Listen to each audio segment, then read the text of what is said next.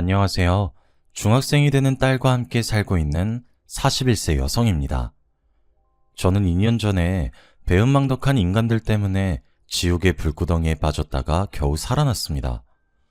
저를 지옥으로 밀어넣은 인간들은 시댁 식구들이었죠.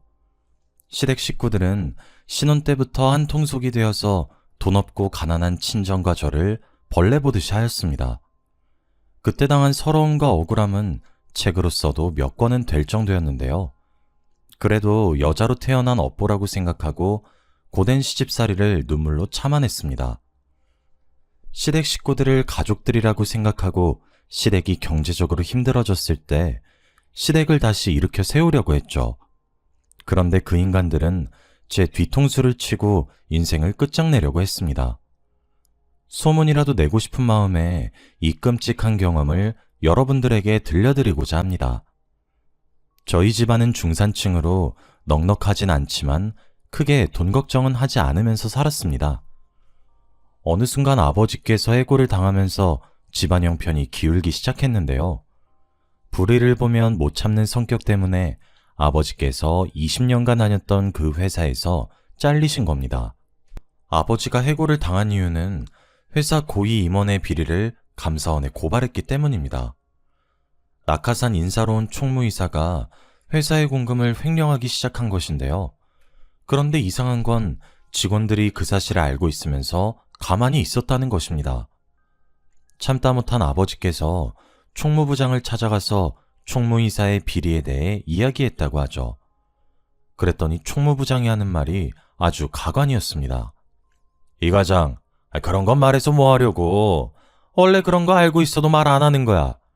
괜히 쓸데없이 설치지 말고 조용히 있어. 그러다 큰일 나면 어쩌려고 그러십니까?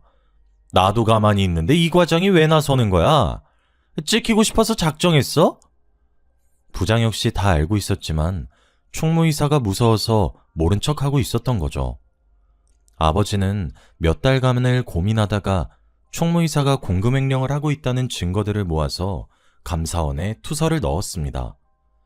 그 사실을 안 총무이사가 괘씸한 아버지를 잘라버렸는데요. 아버지도 모른 척 넘어가려고 했지만 2년 동안 계속해서 크고 작은 비리들이 터졌다고 합니다. 회사를 위해서 결단을 내렸는데 오히려 손가락질을 받게 된 거죠. 그리고 아버지가 모르고 있던 비밀이 하나 더 있었습니다. 공금횡령은 총무이사 혼자만의 비리가 아니었던 건데요. 아버지가 건드린 비리는 다른 임원과 거래처까지 줄줄이 엮여있던 대형 커넥션이었다고 해요. 심지어는 회장까지 연관되어 있었다고 합니다. 회장이 회사 공금을 빼돌리기 위해서 친척을 총무이사 자리에 앉힌 것이었어요. 그래서 누구 하나 건들지 못하고 있었는데 아버지가 건드렸으니 블랙리스트에 오를 수밖에 없었죠. 재취업에 번번이 실패하는 이유를 알아보니 총무이사를 비롯한 다른 임원들이 거래처를 통해서 아버지의 재취업을 원천 봉쇄하고 있었습니다. 6개월 넘게 새로운 직장을 알아보았지만 저희 아버지가 인력사무소를 전전하는 신세가 되어버렸어요. 그러면서 아버지의 성격이 이상하게 변하기 시작했습니다. 갑자기 밥을 먹다가 숟가락을 던지며 엄마에게 소리를 지르기 시작하셨습니다. 당신 왜 그런 눈빛으로 쳐다봐? 내가 우스워? 지금 내가 웃음냐고? 아니, 내가 언제 당신을 무시했다고 그래요. 방금 한숨 쉬면서 혀 차는 거 다 봤어. 돈 못 벌어온다고 지금 무시하는 거잖아. 아니에요. 당신이 오해한 거예요. 듣기 싫어. 아휴, 이놈의 집구석. 이젠 마누라랑 자식 새끼까지 날 무시하네. 다정하고 부드러웠던 아버지는 무능한 가장이란 자책감에 엄마와 제게 자주 화를 내셨습니다. 어쩔 때는 폭력까지 휘두르셨어요. 그러다가 3년 뒤에 병을 얻어서 세상을 떠나셨는데요. 3번에 걸친 수술과 2년간의 병원 생활로 5천만의 빚을 안겨주었습니다. 이런 상황에서 제가 할 수 있는 방법은 하나밖에 없었습니다. 고등학교를 졸업하고 직장을 구해서 빚을 갚아나가야만 했죠. 그때 회사에 들어가서 남편을 만나게 된 것입니다. 제 남편은 제가 일하던 회사의 사장 아들이었습니다. 격리 일을 하면서 남편을 지켜봤는데 사장인 아버지 밑에서 일을 배우고 있더라고요. 그러다 번번이 눈이 마주쳐서 난감한 상황이 펼쳐졌습니다. 남편이 저를 마음에 들어하는 눈치더라고요. 정혜 씨, 오늘 시간 되면 같이 저녁이나 먹을까요? 저는 사장 아들이라 신기해서 쳐다본 것인데 제 눈빛이 호감의 눈빛이라고 생각한 모양이에요.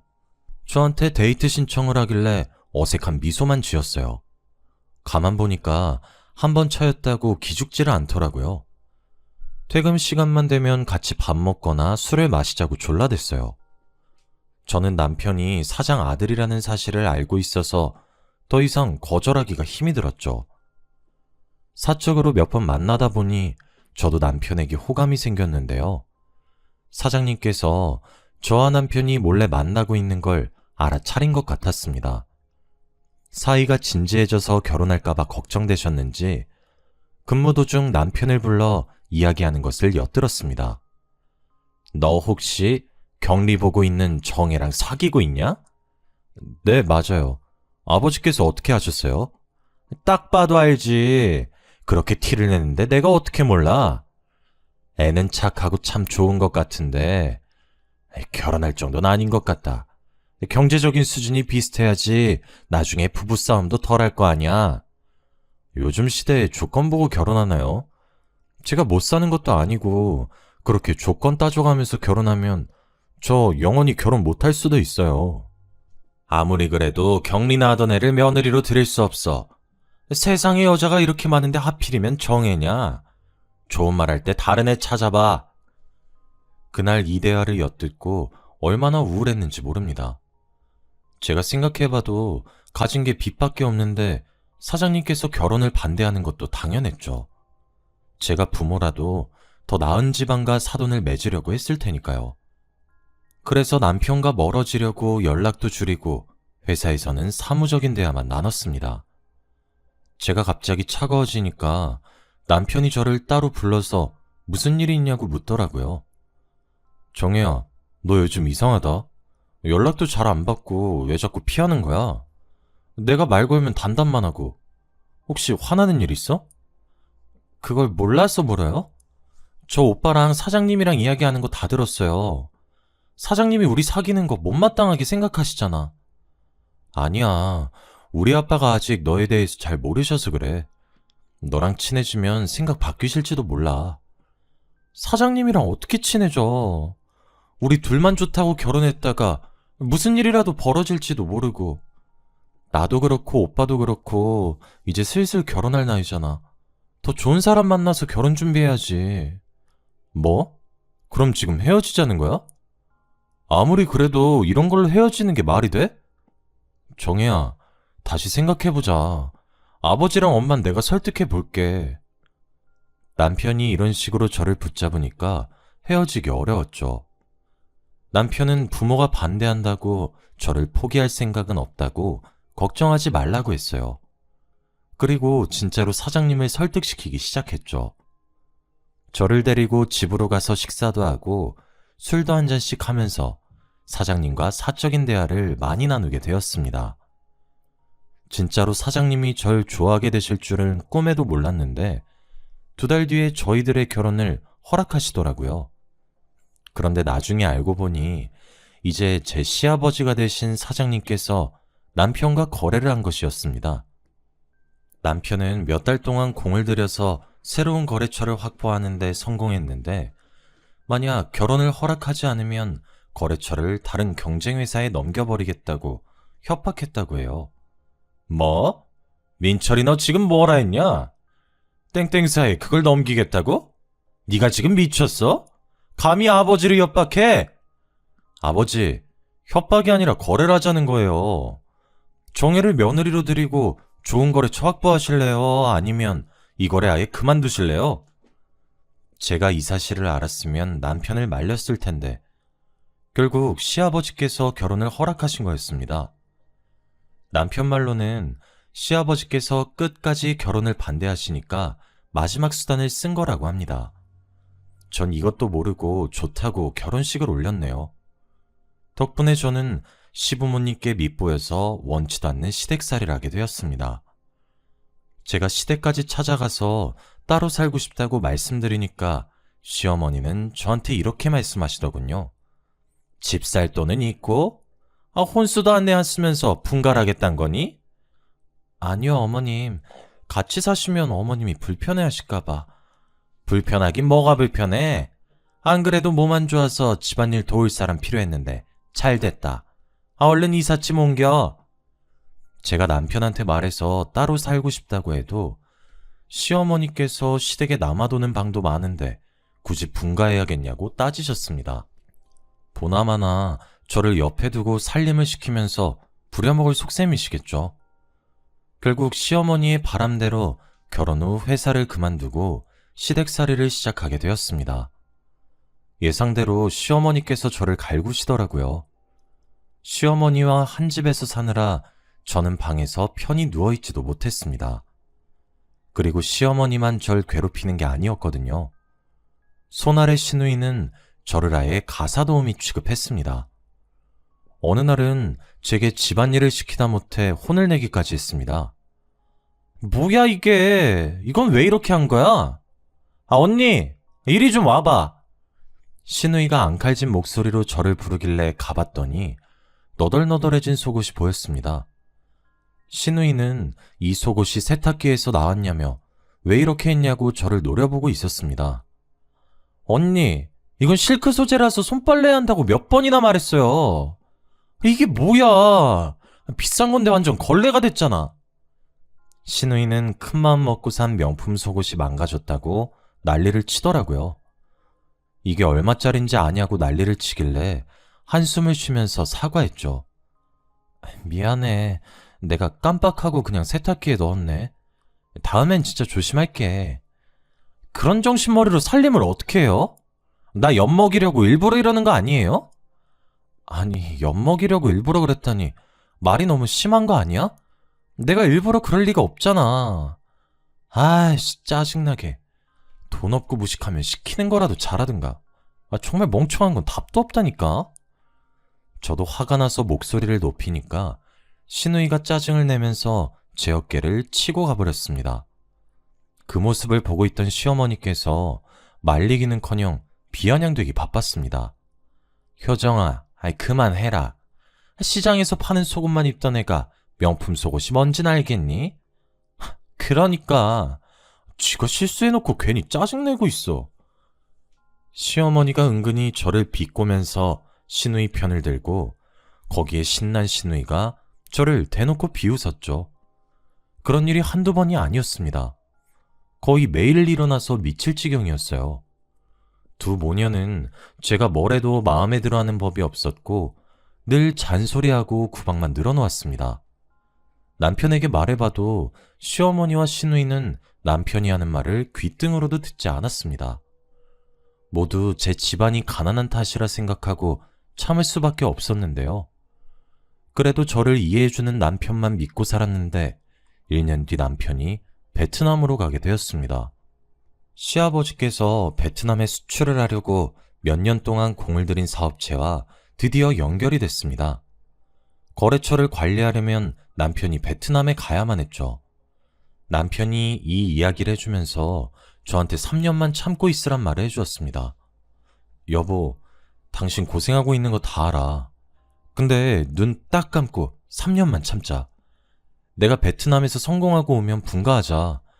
내가 제대로 호강시켜줄 테니까 조금만 참아줘. 3년? 1년도 힘들 것 같은데 3년?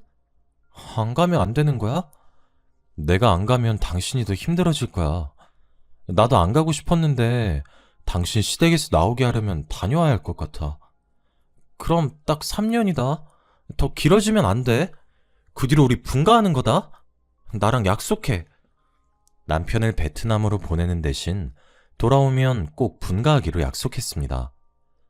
다행히 베트남에서 아예 사는 것이 아니라 3개월이나 6개월에 한 번씩 한국으로 들어올 수 있었습니다.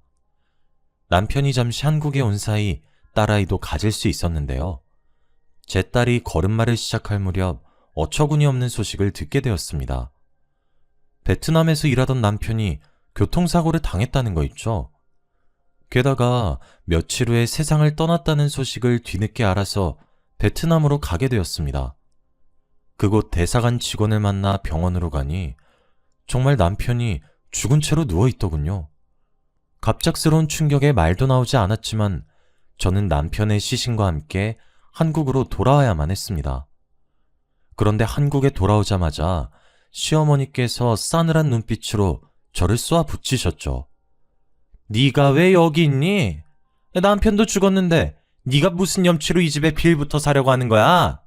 당장 짐 싸서 나가! 시어머니께서 저를 내쫓으려는 것도 모자라 남편이 베트남에서 죽은 걸 제 탓으로 돌렸습니다. 집안의 며느리 잘못 들이면 서방 잡아먹는다는데 그 말이 딱 맞네. 너 때문에 우리 아들이 죽었어. 그게 왜 제 탓이에요? 정말 해도 해도 너무하세요. 아니 인연이 뭘 잘했다고 눈을 치켜뜨고 소리를 질러? 억울해서 그래요. 그동안 무시당한 것도 억울한데 남편 죽은 지 며칠이나 지났다고 저를 쫓아내려고 들어요? 양심 없는 년? 너까지 꽤 억울하다고? 듣기 싫으니까 당장 이 집에서 나가. 네, 나갈게요. 있으라고 사정해도 나갈 거라고요. 남편 장례만 치르고 바로 나갈 거니까 제발 저 좀 내버려 두세요. 남편 잡아먹은 년이 무슨 염치로 장례를 치른대? 절대 안 된다. 더 이상 볼 생각 없으니까 썩 나가거라. 시어머니께서 끝까지 고함을 지르길래 눈물을 머금고 나왔습니다. 딸을 데리고 친정으로 가니까 어머니께서 제 이야기를 듣고 같이 눈물을 흘려주셨죠. 아이고, 세상에 그런 몰상식한 집안이 다 있나. 우리 딸이 남편을 잃었는데 감히 쫓아내? 내가 결혼을 잘못 시켰다. 남편 될 놈만 보는 게 아니라 시댁도 같이 보는 거였는데. 엄마, 나 너무 억울하고 푸네. 그동안 당한 수모 생각하면 밤에 잠도 안 와. 제가 울면서 그동안 엄마한테 이야기하지 못한 시댁살이를 다 털어놓았습니다. 엄마는 왜 이제 와서 이야기하냐고 저를 혼내셨습니다. 이혼했어야 했는데 왜 참았냐고 그러면서 우시는데 아무 말도 못하겠더군요. 그날 이후로 엄마와 같이 살면서 다시는 결혼하지 않으리라 다짐했습니다. 그러다 시댁 소식을 듣게 되었는데요. 시아버지께서 남편이 읽어놓은 베트남 지사를 관리하다가 몇 달 뒤에 어처구니 없는 일을 겪으셨다고 합니다. 남편 덕분에 베트남의 거래처를 뚫어서 재미를 톡톡히 본 시아버지께서 거래처 사장 말만 듣고 중국 진출을 시도했다고 하죠. 자네도 세계에서 중국 시장이 제일 큰 거 알고 있지? 이제 슬슬 중국 쪽 노려봐야지. 언제까지 푼돈만 가지고 있을 거야? 아니, 무슨 방법으로? 자네가 중국 시장에 대해 잘 알고 있나? 나만 믿어. 내가 중국에서 일해봐서 알아. 거래처 사장은 중국 시장을 노려보자면서 5억이 넘는 착수금을 요구했고 시아버지께서 제대로 알아보지도 않고 5억이 넘는 돈을 착수금으로 줬다고 하는데요. 거금을 들였으니 얼른 시작하자고 재촉했지만 거래처 사장이 오히려 느긋하게 생각하라고 으름장을 놨다고 해요. 원래 중국이란 나라가 뒷돈이 많이 들어가는 곳이야. 허가 받으려고 해도 여기저기 뒷돈 찔러줘야 하니까 가만히 있어. 너무 나서지 말고 기다리라고. 사업 허가만 나면 중국 시장에 수출할 수 있을 거라고 하더군요. 이미 거래할 고정 거래처까지 만들어뒀다고 호언장담하면서 중국어로 된 여러 가지 서류들을 보여주었습니다. 그리고 10억을 추가로 더 요구했습니다. 시아버지께서 그 서류들을 보고 고민하다가 베트남 지사를 처분해서 돈을 마련했다고 합니다. 사기라고 생각하지 못하고 중국에 올인한 셈이었죠. 당연히 시어머니께서 이 사실을 아시고 말리셨다고 하는데요. 여보, 너무 무리하는 거 아니에요? 만약 실패하면 뒷감당 어떻게 하려고 그래요? 걱정하지 마. 조 사장이 누굴 속이고 뒤통수 칠 사람은 아니니까. 이제 통관허가만 나오면 끝난대. 조금만 기다리고 있어. 그 사람이 뭔데 그렇게 믿으시는 거예요? 아무리 생각해도 사기꾼 같은데. 사기꾼은 무슨 사기꾼이야? 아무것도 모르면 가만히 있어. 이런 식으로 걱정을 하는 시어머니에게 도리어 큰 소리를 내셨죠. 하지만 거래처 사장은 이런저런 핑계를 대면서 돈을 여러 번 받아갔다고 해요. 그런데 몇 달 뒤 중국으로 간 거래처 사장이 시아버지에게 뜻밖의 소식을 들려주었습니다. 중국 지사를 내러 비행기를 탄 것이 아니라 아버지 돈을 가지고 튀어버렸던 사실을 알려준 거죠. 자기가 속았다는 사실을 알게 된 시아버지께서 순식간에 도박에 빠지셨습니다. 몇 시간 만에 일확천금을 얻을 수 있다는 도박꾼 말에 넘어가 마카오에 있는 카지노까지 가게 되었거든요. 처음에는 소액으로 시작했지만 잃은 돈을 만회하기 위해서 점점 더 큰 액수를 베팅했다가 큰 사단이 나고 말았습니다. 회사의 공금까지 곶감 빼먹듯이 쓰다가 회사가 거덜나기 일보 직전인 상황에 몰렸다고 합니다. 덕분에 시아버지께서 15억이 넘는 빚을 지게 되었습니다. 결국 마카오에서 한국으로 돌아온 시아버지께서 이 사실을 고백하니까 시어머니께서 쓰러지실 뻔했죠. 아이고, 이젠 망했네. 어쩌면 좋아. 빚이 15억이라는데 어쩌면 좋아. 시어머니께서 하루아침에 알거지 신세가 되었다며 바닥에 주저앉아 통곡을 하셨습니다. 시간이 지나자 집까지 압류되어서 길바닥에 나앉는 처참한 신세가 되어버렸다고 하는데요. 저희 엄마가 그 소식을 듣고 시댁이 벌 받는 거라고 하셨습니다. 아이고, 꼴 좋다. 돈 좀 있다고 내 딸 구박하고 쫓아내니까 그런 천벌을 받는 거야. 그런 놈들은 혼쭐 좀 나봐야 돼. 맞아. 시댁이 벌 받으니까 우리가 잘 되네. 진짜 사람 죽으란 법 없나 봐. 제가 괜히 이런 말 하는 것이 아니었습니다. 15년 전에 외할아버지가 돌아가시면서 외동딸이었던 저희 엄마에게 논과 밭이 있는 땅을 유산으로 물려주셨습니다. 엄마는 아직 팔 때가 아니라는 동네 사람들 말에 그 땅을 팔지도 못하고 벌금을 물어야 하는 애물단지였습니다. 엄마 말로는 그 땅이 농지여서 경작하지 않으면 벌금을 내야 한다고 하더라고요. 결국 농사지을 형편이 안 돼서 벌금을 피하려고 마을 사람들에게 소작을 주었다고 하죠. 그런데 15년 뒤에 그 일대에 대규모 신도시가 들어서면서 엄마가 돈방석에 오르게 된 것입니다. 저도 모르고 있었던 사실을 어떻게 알았는지 시아버지께서 엄마에게 연락해 아양을 떨었다고 합니다. 저는 이 사실을 엄마를 통해 모두 다 전해 들었고요. 엄마도 글쎄 시아버지께서 도와달라고 아양을 떨면서 들은 말이라고 하더라고요. 안 싸돈 소문 들었어요. 가지고 있던 땅이 대박났다면서요. 정말 축하드려요. 쥐구멍에도 벼뜰 날이 있다더니 이젠 갑부가 되셨네요. 뭘요. 남편 잃고 혼자 사는 과부를 하늘이 딱하게 여기신 거죠.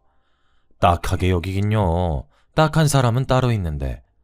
네? 무슨 일 있으셨어요? 제가 하던 사업이 갑자기 힘들어졌어요.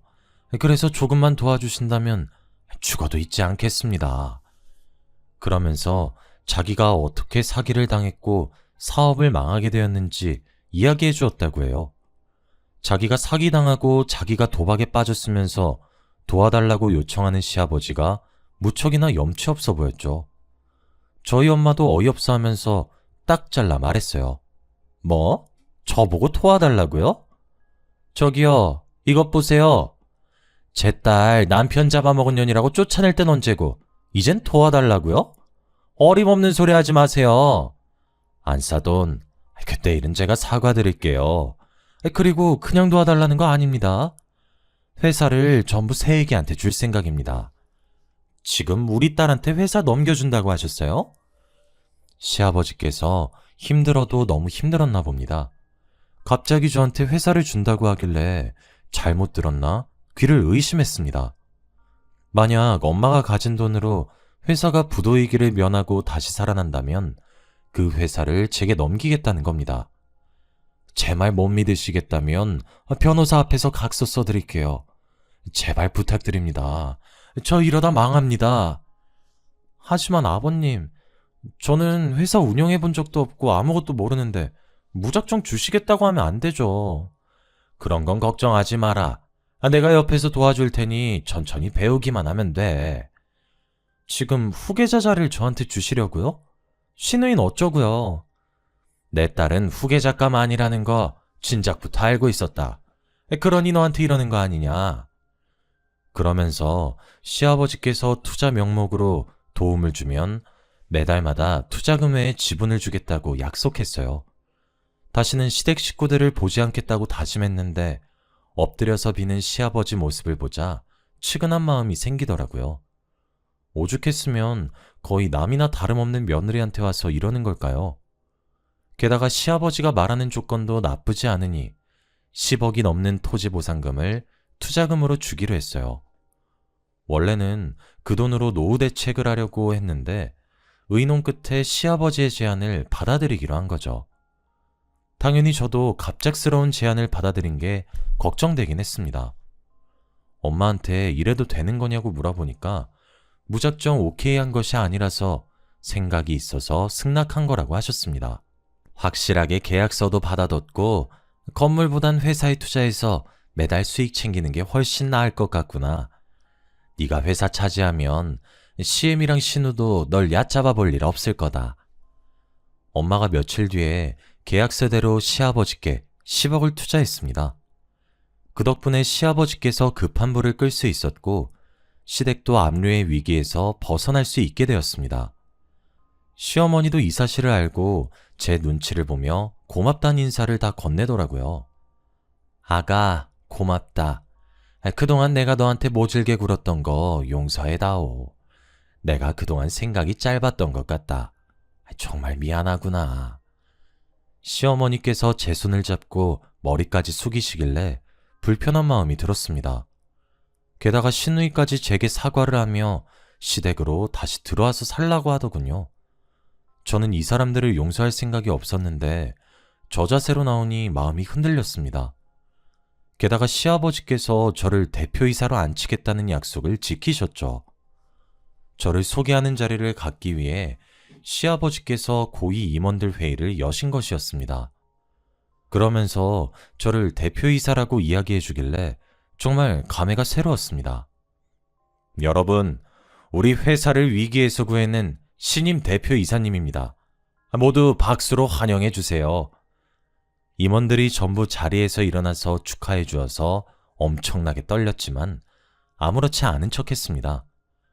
격리일만 하던 제가 대표이사직에 오르다니 지금 생각해도 믿을 수가 없는데요. 제가 민폐만 끼치는 것은 아닐까 싶었는데 시아버지께서 이것저것 많이 알려주셨습니다. 회사 일을 아예 안 해본 것이 아니라서 헤매지 않고 금방 배울 수 있었죠. 시아버지께서도 몇 년 동안 저를 가르쳐 주시면서 해준 말이 아직도 잊혀지지가 않아요. 아가, 내가 옆에 있으니까 아무 걱정할 것 없다. 아직은 실무 경험이 없으니까 차근차근 하나씩 배워가면 된다. 처음에는 하루 종일 자리만 지키고 앉아 있다가 시아버지나 임원들이 가지고 오는 결제 서류에 형식적으로 사인만 해주었습니다.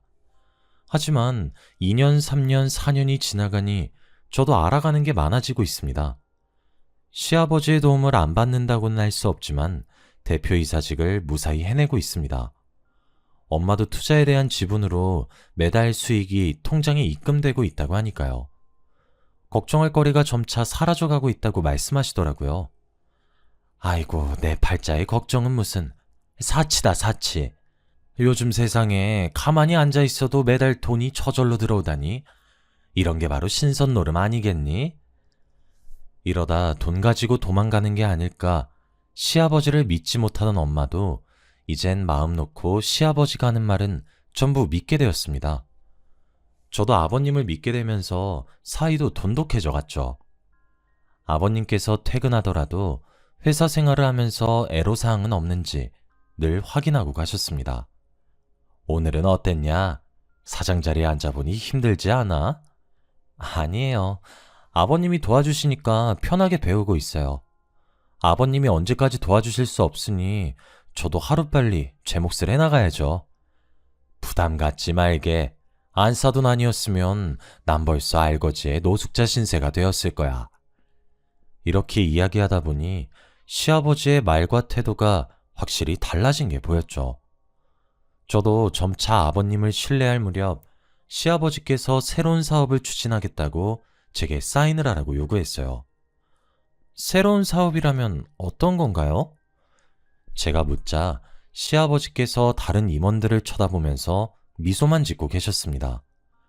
그때 기획이사가 대신 나서서 이야기해 주었는데요. 사업 다각화를 위해서 회사의 판매망을 확장하는 사업인데 길게 설명드리자면 어려울 테니까 지사를 몇 개 더 만드는 거라고 생각하시면 됩니다. 네, 알겠습니다. 기획이사는 길고 장황하게 설명하려다가 사업에 대해서 잘 모르는 저를 위해서 간단하게 설명해 주었습니다. 저는 그래서 서류에 사인만 해주었죠. 그런데 얼마 뒤 기획팀장이 심각한 표정으로 저를 찾아왔습니다. 저 사장님, 중요하게 드릴 말씀이 있습니다. 뭔데요? 말씀하세요.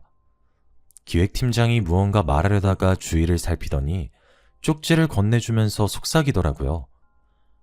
여기서는 곤란합니다. 도청장치가 있거든요. 도청장치라니. 깜짝 놀라서 책상 밑이나 의자 밑을 살펴보았습니다. 그런데 제 눈에는 아무것도 보이지 않더군요.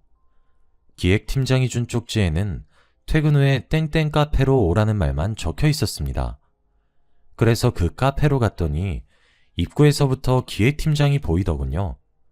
제가 아는 체를 하니 기획팀장이 부들부들 떨며 말없이 커피만 마셨습니다. 무슨 말을 하려고 저러나 어서 말해달라고 재촉했더니 기획팀장이 믿을 수 없는 말을 내뱉었습니다. 사장님, 뒤에서 다 들었습니다. 전임 사장님 며느리 되신다면서요? 지금 전임 사장님하고 임원들의 농간에 노란하고 있다고요. 그냥 있다가는 감옥에 가게 될 겁니다. 기획팀장은 아무것도 모르는 사람한테 이럴 수 없다며 잔뜩 흥분한 채 목소리를 높였습니다. 제가 놀라서 어리둥절해 있자 기획팀장님이 차분하게 모든 상황을 설명해 주었는데요. 시아버지께서 저를 바지 사장으로 앉혀놓고 이용하고 있다는 충격적인 말을 꺼내더군요. 아버님께서 임원들과 한통속이 되어서 회사 공금을 야금야금 빼돌리고 있었는데 이제 곧 회사에 있는 자금을 전부 빼돌릴 거라고 합니다. 그리고 고의로 부도를 낼 거라고 하더군요. 제가 믿을 수 없다고 하니까 기획팀장이 더한 말을 해주었습니다. 아직 놀라기엔 일러요. 그 인간은 저번에도 회사를 말아먹은 전적이 있으니까요. 도박에 빠진 놈을 믿는 것 자체가 미친 짓입니다. 시아버지께서 도박 맛을 잊지 못해 아직까지 카지노를 오가고 있다고 해요. 예전에도 해외 출장을 다니면서 카지노에 가려고 회사 공금에 돈을 댔다가 수습하기 힘든 지경에 이르자 동업자에게 뒤집어 씌웠다고 합니다. 이번에는 제가 그 타겟이 된 거고요. 저희 엄마가 돈방석에 앉았다는 소문을 듣고 저희 모녀를 이용하려고 끌어들인 겁니다. 그러면서 얼마 전에 사인한 서류를 언급하더군요. 사장님께서 사인한 서류는 회사를 고의로 부도내는데 이용할 겁니다. 투자자들이 사장님을 고발하게끔 할 게 뻔해요. 시아버지와 임원들이 돈을 챙겨서 도망을 가면 바지 사장인 저는 꼼짝없이 법적인 책임을 지게 되는 거죠. 왜 굳이 아무것도 모르는 저를 대표이사직에 앉히나 싶었습니다. 아직도 아버님을 믿은 게 후회가 되네요. 세상에 누가 투자금 줬다고 회사 대표이사 자리를 내어줄까요? 시아버지를 믿은 제가 너무 바보같이 느껴졌습니다. 그래서 제가 이 사실을 알려준 기획팀장에게 소리를 지르고 말았습니다. 말도 안 돼요. 제가 그 말을 믿으라고요? 입 닫고 모른 척할 수 있는 일이었는데 왜 말해준 거죠? 제 친한 친구도 당했습니다. 민철이 녀석도 몇십 년 동안 이 회사 다니며 모든 걸 내걸었는데 아무렇지 않게 사기를 치더라고요. 그냥 모른 척 할 수도 있지만 자꾸 민철이 녀석이 생각나서 그냥 두고 볼 수만은 없었어요. 큰일이 나기 전에 빨리 손 쓰셔야 합니다. 믿기지 않으면 직접 보라며 기획팀장이 자기가 모은 증거 자료들을 제게 주고 자리에서 떠나버렸습니다. 그래서 저는 바로 경찰서를 찾아갔죠. 형사들과 함께 시아버지를 찾아갔더니 아무것도 모르고 임원들과 회의를 하고 있더군요. 형사가 아버님 손목에 수갑을 채워버리자 아버님께서 소리를 지르셨습니다. 당신 뭐야? 왜 나한테 수갑을 채우는데? 뭐? 네가 신고를 했다고? 아가, 이게 무슨 짓이냐? 네가 뭘 단단히 오해하고 있는 모양인데, 아니 난 아무것도 안 했다. 일단 수갑 풀고 이야기 좀 나누자. 끝까지 오리발 내밀 셈이세요? 당신이 회사 돈 챙기고 도망가려고 했잖아. 형사님, 전 이분이랑 이야기할 생각 없으니까 빨리 경찰서로 데려가 주세요. 형사가 아버님을 데려가자 어이없는 일들이 드러나기 시작했습니다. 시어머니도 시아버지의 계획을 알고 있었지만 일부러 숨기고 있었던 거였어요. 그 사실을 알고 엄마가 시댁을 찾아가 난리를 피우셨습니다. 다짜고짜 물건을 집어던지다 못해 시어머니의 뺨을 갈겨버렸죠. 네가 미쳐도 제대로 미쳤구나. 돈에 미쳐서 며느리를 감옥에 보내려고 해? 네 년도 감옥에 들어가야 해. 두고 봐. 내가 꼭 감옥에 넣어줄 테니까. 시어머니랑 시누이는 엄마가 진짜로 고소를 할 줄은 몰랐나 봐요. 코웃음을 치며 저희를 내쫓더니 엄마가 변호사를 선임해서 회사에 넣었던 투자금을 모두 돌려받는 소송을 하자 태도가 바뀌었죠. 엄마가 시댁의 재산을 압류하는 과정에서 집까지 압류하게 만들었거든요.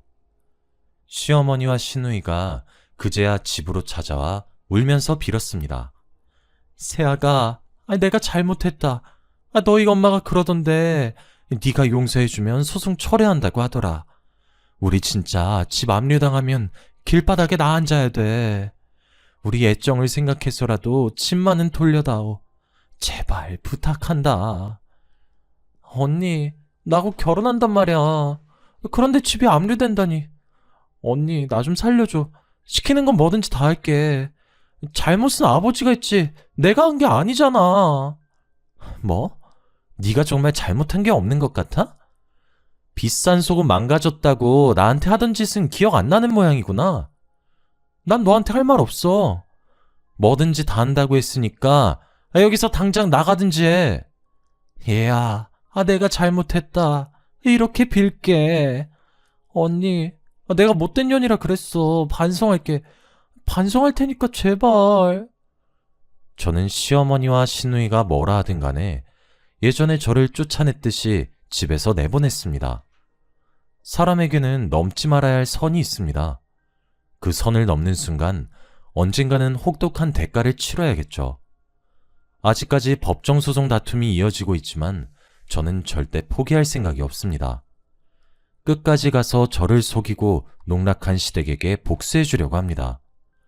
이 사연을 보내는 것도 복수하는 방법 중 하나라고 생각하는데요. 제발 부디 시댁 사람들이 제 복수를 달게 받고 진심으로 뉘우치길 바랍니다.